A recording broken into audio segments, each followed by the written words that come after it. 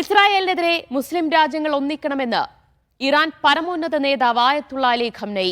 Iran ഇസ്രായേലിനെതിരെ നടത്തുന്ന ആക്രമണങ്ങൾ നിയമപരമെന്നും ഖംനഈ പറഞ്ഞു. തെഹ്റാനിലെ വെള്ളിയാഴ്ച പ്രഭാഷണത്തിലായിരുന്നു ഖംനഈയുടെ പ്രഖ്യാപനം.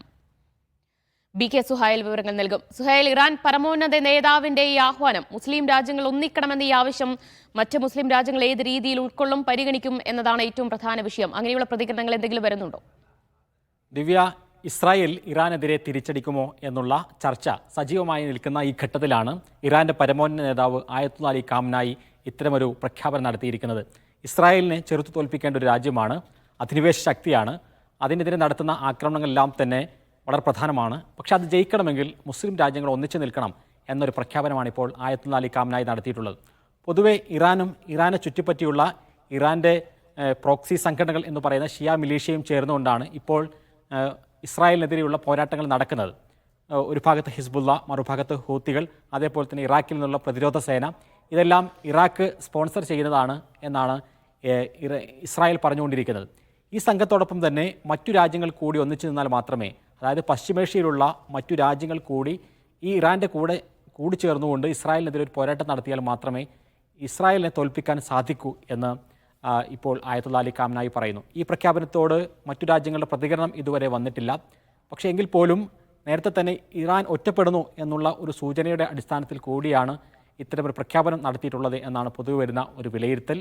മാത്രമല്ല, ഒരു മേഖലാ യുദ്ധത്തിലേക്ക് കാര്യങ്ങൾ പോകുന്നുവോ എന്നുള്ള ഒരു കാര്യം കൂടി ഈ പ്രഖ്യാപനത്തിലൂടെ പുറത്തു വരുന്നുണ്ട്. കാരണം ഇസ്രായേൽ വൻതോതിൽ ഇറാനെതിരെ തിരിച്ചടിച്ചു കഴിഞ്ഞാൽ ഇറാനും അടങ്ങിയിരിക്കില്ല എന്ന് പ്രഖ്യാപിച്ചിട്ടുണ്ട്. അപ്പോൾ ഒരു മേഖലാ യുദ്ധത്തിലേക്ക് തന്നെ, പശ്ചിമേഷ്യ ഒന്നാകെ ഒരു യുദ്ധത്തിലേക്ക് എടുത്തെറിയപ്പെടുന്ന ഒരു സാഹചര്യം ഉണ്ടാകുമെന്നുള്ള കാര്യം തീർച്ചയാണ്.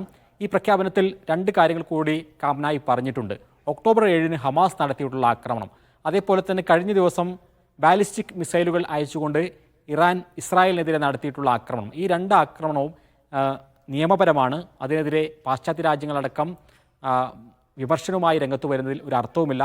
ഈ ഒരു അധിനിവേശ ശക്തികൾക്കെതിരെ നിലകൊള്ളുക എന്നുള്ളത്, അത് ഒരു സ്വേച്ഛാധിപത്യ രാജ്യങ്ങൾക്കെതിരെ നിലകൊള്ളുക എന്നുള്ളത് എല്ലാ രാജ്യങ്ങളുടെയും കടമയാണ്. ആ കടമ മാത്രമാണ് ഇറാൻ നിർവഹിച്ചിരിക്കുന്നത് എന്നുള്ളതാണ് ഇപ്പോൾ ഖാംനായി പറഞ്ഞിരിക്കുന്നത്.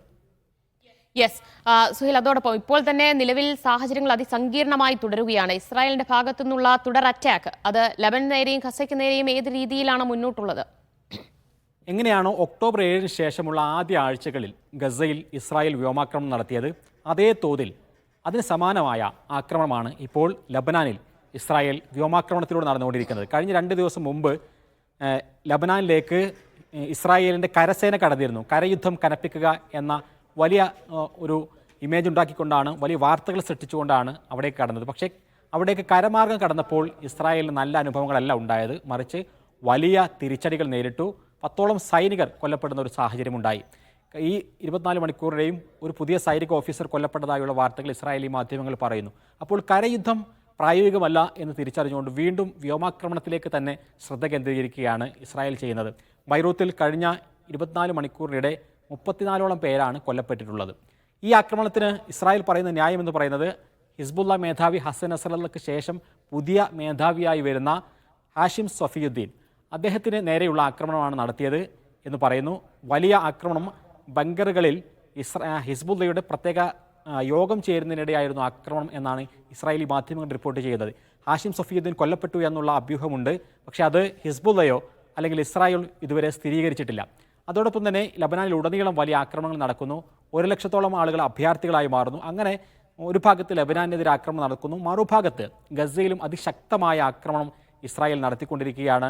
പൈത്ലാഹിയ, അതേപോലെ തന്നെ ഖാൻ യൂനിസ് പോലെയുള്ള ഇടങ്ങളിൽ. അതോടൊപ്പം ഇന്ന് പുതിയതായി വന്നിട്ടുള്ളത് വെസ്റ്റ് ബാങ്കിൽ 18 പേർ കൊലപ്പെടുത്തുന്ന ഒരു വ്യോമാക്രമണം കൂടി ഇസ്രായേൽ നടത്തിയിട്ടുണ്ട്. യെസ്, ഇറാൻ പരമോന്നത നേതാവ് ആയത്തുള്ള അലി ഖംനഈയുടെ പ്രഖ്യാപനം, മുസ്ലിം രാജ്യങ്ങളെല്ലാം ഒന്നിക്കണം ഇസ്രായേലിനെതിരെ എന്ന ആഹ്വാനം, അത് ഏത് രീതിയിൽ മറ്റ് മുസ്ലിം രാജ്യങ്ങൾ ഉൾക്കൊള്ളും, എങ്ങനെയാകും പ്രതികരണം എന്നതുകൂടി നോക്കുകയാണ്. ബി.കെ. സുഹൈലാണ് വിവരങ്ങൾ നൽകിയത്.